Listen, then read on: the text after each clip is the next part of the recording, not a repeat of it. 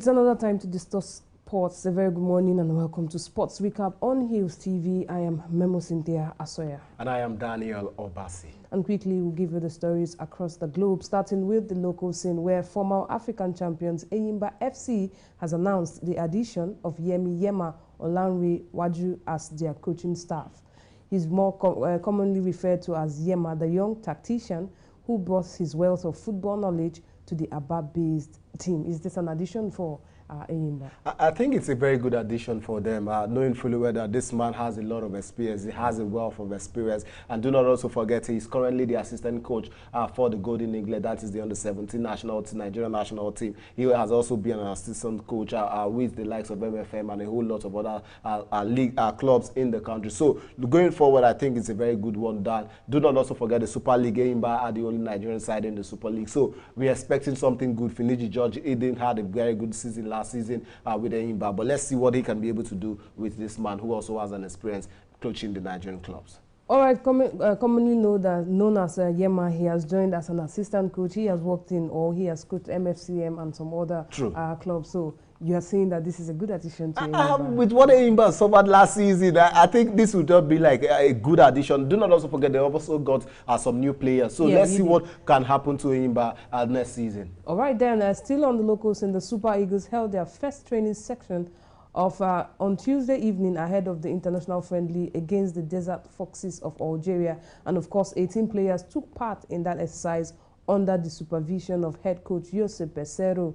And of course, later after that training, 3 more players arrived, and it is now a total of 23 players in the camp. And the team camp opened on Monday with Hajduk Split of Croatia defender Chidozie Awizim the first to arrive.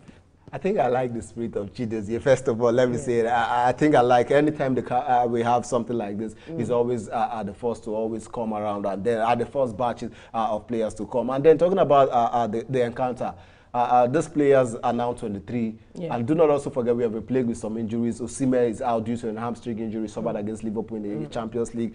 Musa is also out. Even the likes of Chukwueze also out. Rebo out due to the fact that he said he wants to focus on his new club just to settle in and all of that. But I think with the players that have been brought into this squad, Duru and the rest of them, we can be able to see a good fit. Now, do not forget we only won Algeria 9 times, and they also won us 9 times as well. And do not forget also the last 3 times we've met in all competitions, they've won out. So this is more like a way of redeeming ourselves against the Foxes.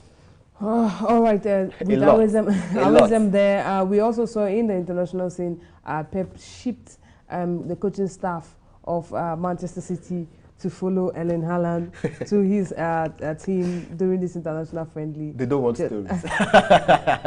All right, still on the local scene, Serie A league leaders Napoli has been handed a major boost after reports emerged that the Nigerian international, talking about Victor Osimhen, would be available for the club next UEFA Champions League game against Ajax, and that will be on October 4th.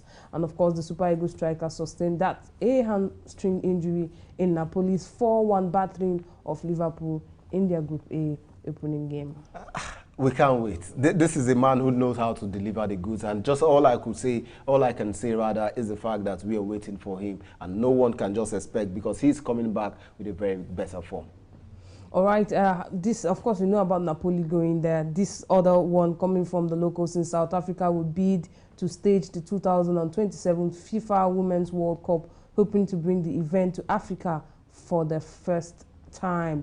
South Africa was the first and so far only country of the continent to host the Men's World Cup, and now they are vying for the Women's World Cup.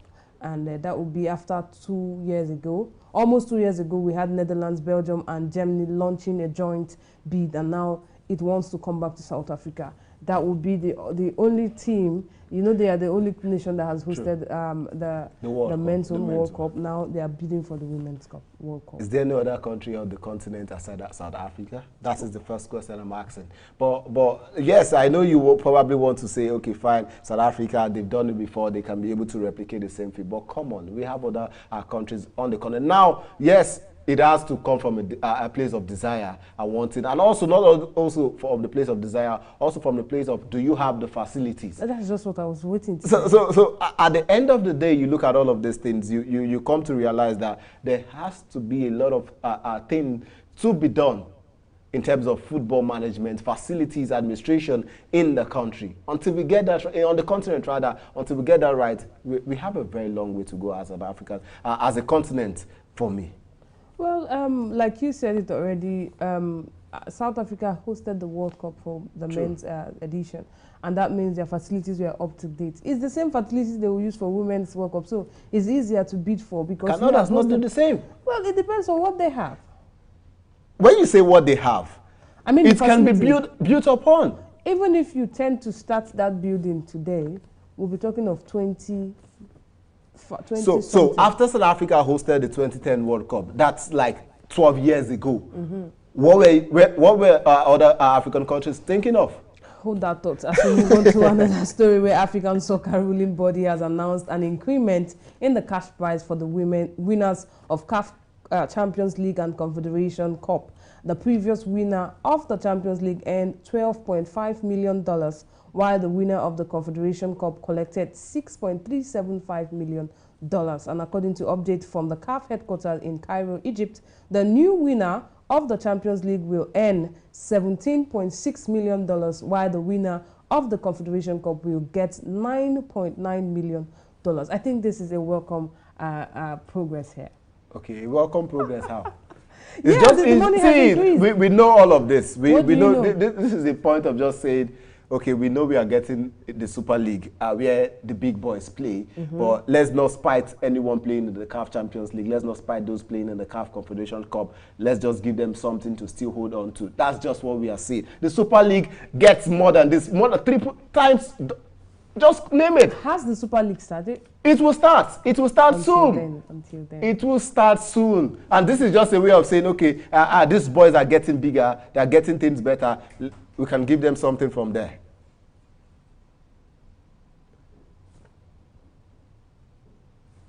All right, and now away from the local scene, even though, as we've been saying, the local scene, the CAF Confederation Cup, we just hope when the Super League starts, we can be able to see something better, and then things get to improve. And away from that, to the international scene, starting off with the UFC, where Kamaru Usman has actually come out to say that Edwards' wonderful, wonderful kick wasn't just any luck. Now, he has actually come out to say the fact that a lot of people have the opinion that the kick was, he was lucky.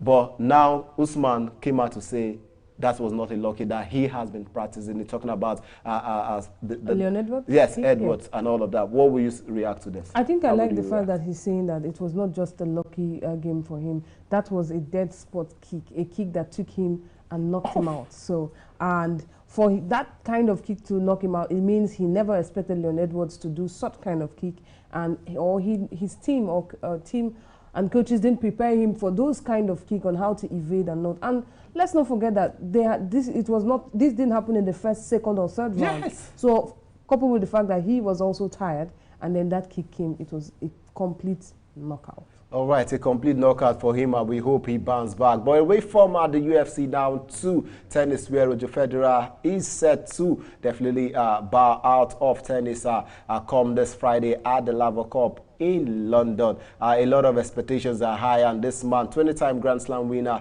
is set to bow out, even just as we saw Serena Williams also bowing out of tennis. Now, what would you make of this?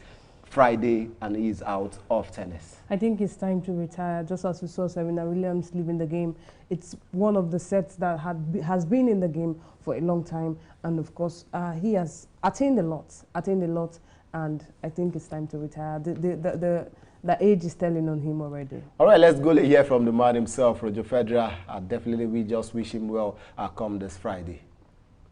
Just wanted to give a quick update how everything is.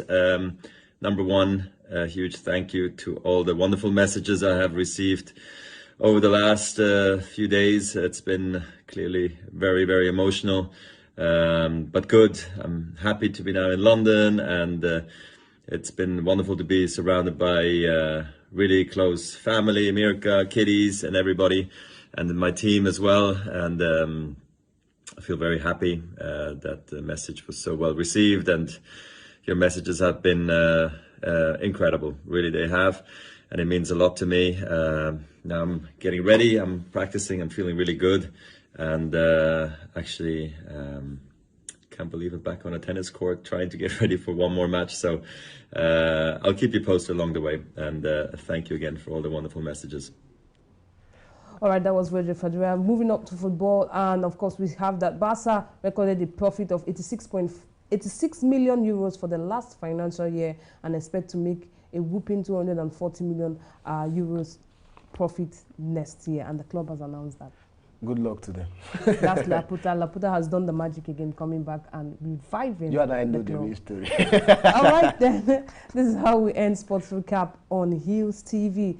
And of course, we'll be back bright and early on Thursday, tomorrow, and also on Friday to give you more sporting stories. I am Memo Cynthia Asoya. And I am Daniel Obasi.